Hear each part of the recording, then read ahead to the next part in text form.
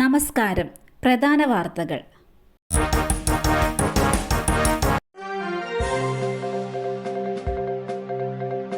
Kunnamkulam custody മർദ്ദനം. 4 പോലീസുകാരെ suspend ചെയ്യാൻ ഡിഐജിയുടെ ശുപാർശ. തൃശൂർ റേഞ്ച് ഡിഐജി ഉത്തരമേഖല ഐജിക്ക് നൽകിയ റിപ്പോർട്ടിലാണ് സസ്പെൻഷന് ശുപാർശ ചെയ്തിരിക്കുന്നത്. അച്ചടക്ക നടപടി പുനഃപരിശോധിക്കാനും നിർദ്ദേശിച്ചിട്ടുണ്ട്.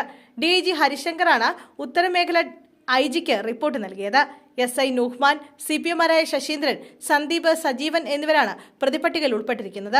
4 പോലീസുകാർക്കെതിരെ കോടതി ക്രിമിനൽ കേസ് എടുത്തിട്ടുണ്ടെന്നും അതിനാൽ സസ്പെൻഡ് ചെയ്യണമെന്നും DIG റിപ്പോർട്ടിൽ ചൂണ്ടിക്കാട്ടുന്നു.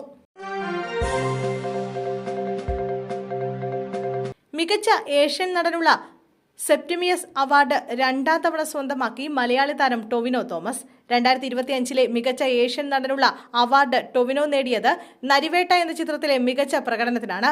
നേരത്തെ 2023 ഈ പുരസ്കാരം ടൊവിനോ ആദ്യമായി നേടിയത്. 2018 എന്ന ചിത്രത്തിലെ പ്രകടനത്തിനാണ് അന്ന് അദ്ദേഹം ഈ പുരസ്കാരം സ്വന്തമാക്കിയത്.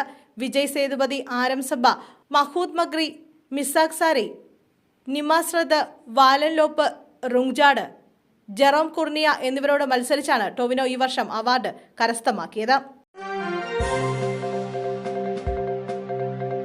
കേരളത്തിന് വീണ്ടും ലോകം ശ്രദ്ധിക്കുന്ന നേട്ടം. ശിശുമരണ നിരക്ക് 5 കുറഞ്ഞെന്ന് ആരോഗ്യമന്ത്രി. ഇന്ത്യയിലെ ഏറ്റവും കുറഞ്ഞ ശിശുമരണ നിരക്കാണിത്.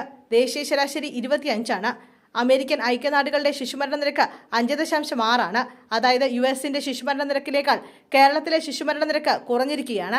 കഴിഞ്ഞ ദിവസം പുറത്തിറങ്ങിയ സാമ്പിൾ രജിസ്ട്രേഷൻ സിസ്റ്റം സ്റ്റാറ്റിസ്റ്റിക്കൽ റിപ്പോർട്ടിലാണ് ഏറ്റവും പുതിയ കണക്കുകൾ പുറത്തുവിട്ടത്.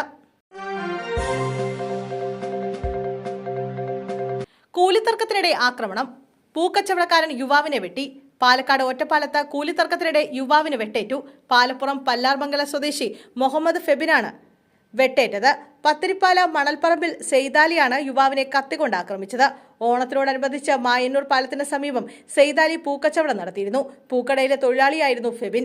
ജോലി ചെയ്തതിന്റെ കൂലിയുമായി ബന്ധപ്പെട്ട തർക്കത്തിനിടയിലായിരുന്നു ആക്രമണം. കഴുത്തിലും തലയ്ക്കും വെട്ടേറ്റ ഫെബിൻ തൃശൂർ മെഡിക്കൽ കോളേജ് ആശുപത്രിയിൽ ചികിത്സയിലാണ്.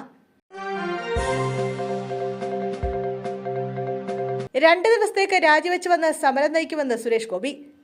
ട്രാൻസ്ജെൻഡർ സമൂഹത്തിന് സംസ്ഥാന സർക്കാർ നൽകാനുള്ള ധനസഹായം നൽകിയില്ലെങ്കിൽ അടുത്ത ഓണത്തിനു മുമ്പ് കരുവന്നൂർ മോഡൽ സമരം ആരംഭിക്കുമെന്ന് കേന്ദ്രമന്ത്രി സുരേഷ് ഗോപി.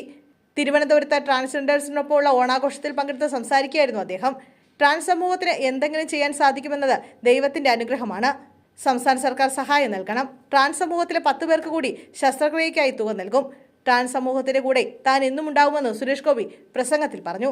ട്രാൻസ് സമൂഹത്തിന് സംസ്ഥാന സർക്കാർ സഹായം നൽകാൻ തയ്യാറായില്ലെങ്കിൽ കേന്ദ്രമന്ത്രിപദം 2 ദിവസത്തേക്കെങ്കിലും രാജിവെച്ച് വന്ന് ആ സമരം നയിക്കുമെന്നും തിരികെ ചെന്ന് വീണ്ടും മന്ത്രിയാകുമെന്നും സുരേഷ് ഗോപി പറഞ്ഞു.